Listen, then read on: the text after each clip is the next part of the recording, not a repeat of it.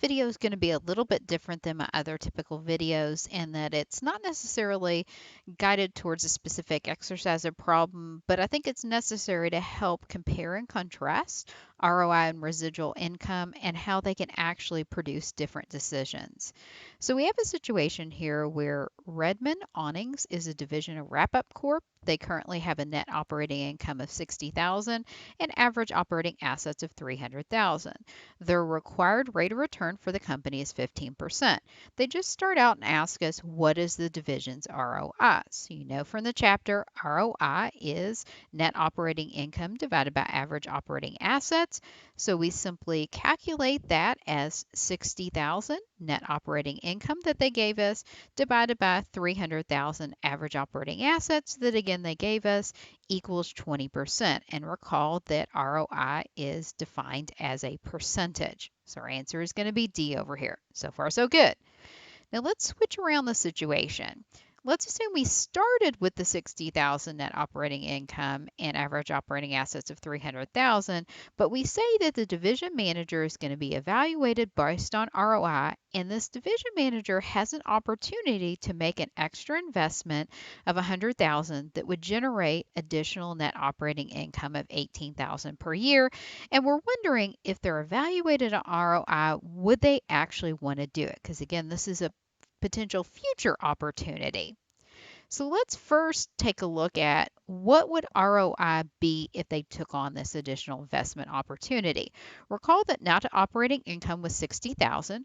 We're going to add to that the additional 18,000 net operating income they could earn. So that brings us up to 78,000 total net operating income. Average operating assets before were 300,000 before this opportunity. This would require an additional 100,000, so that's going to bring up our average operating assets to 400,000.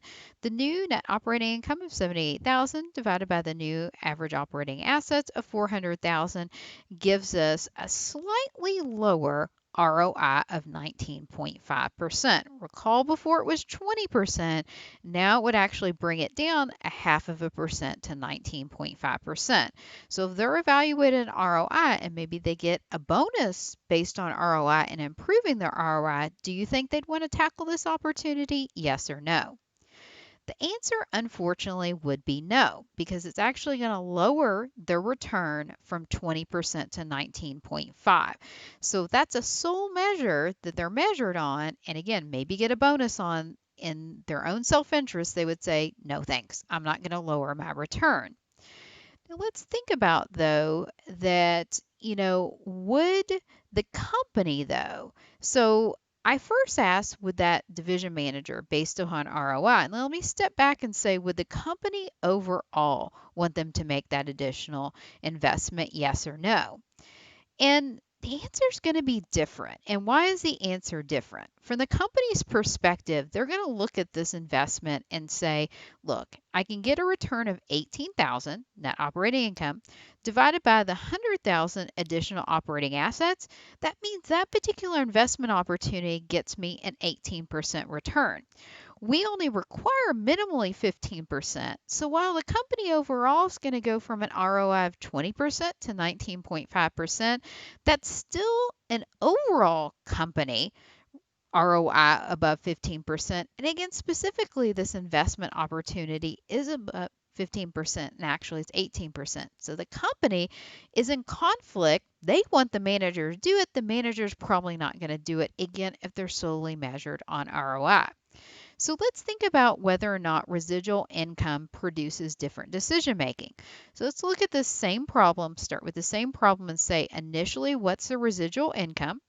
If you recall from your chapter, residual income is net operating income. Again, at the start, that's going to be 60,000 minus the required return in dollars. We calculate that by saying, what's the percentage required to return? And here that's 15% times the average operating assets. Here that's 300,000. 300,000 times 15% gives us a required return in dollars of 45,000.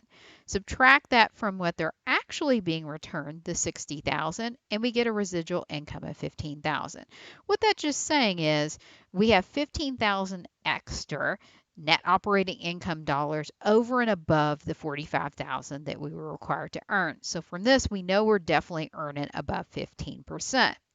So let's look again at this same opportunity of, hey, if you invest an additional 100,000, you'll get an $18,000 return. If the manager was measured on residual income instead of ROI, would the manager themselves want to make the additional investment?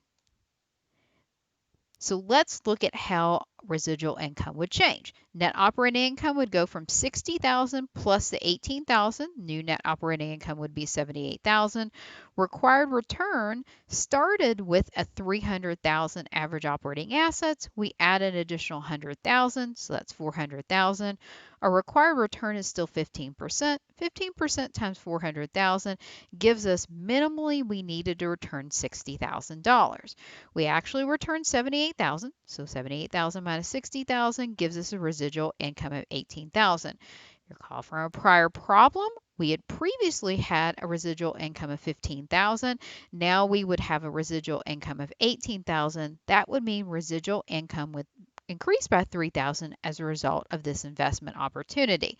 So if the manager was measured on residual income instead of ROI, yeah, they would say, definitely, I would want to do this investment opportunity because I'm increasing my overall residual income dollars. So again, this just compares and contrasts, that if ROI might create a situation where a manager might do something in conflict and their own self-interest with the company overall, whereas residual income, as long as it's positive, that manager would want to take on that investment opportunity. Only if it was negative would they say, not going to do this because I'm not returning what I'm minimally required to earn.